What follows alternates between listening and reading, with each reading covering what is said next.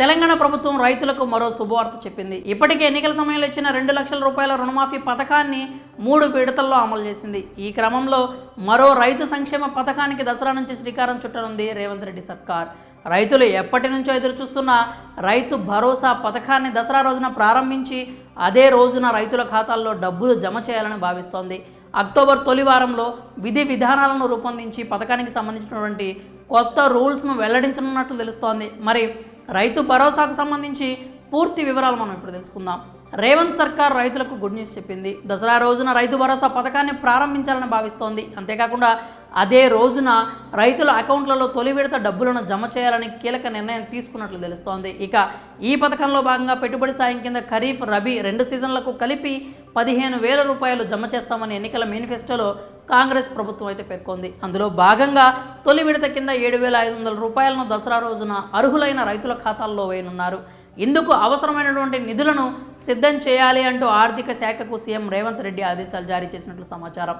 రైతు భరోసాను అమలు చేసేందుకు దాదాపు 10,000 కోట్ల రూపాయల నిధులు అవసరమవుతాయని అంచనా ఉంది. ఇక ఈ పథకానికి సంబంధించి గత నిబంధనలు కాకుండా కొత్త రూల్స్ను తీసుకురాబోతున్నట్లు తెలుస్తోంది. గత ప్రభుత్వంలో సాగులో లేని భూములకు, రియల్ ఎస్టేట్ స్థలాలకు, కొండలకు, గుట్టలకు రైతు భరోసా నిధులు ఇచ్చినట్లు ఆరోపణలు ఉన్నాయి. ఈ నేపథ్యంలో అలాంటి వాటికి చెక్ పెడుతూ ఈసారి కొత్త రూల్స్ను తీసుకురాబోతోందట రేవంత్ సర్కార్.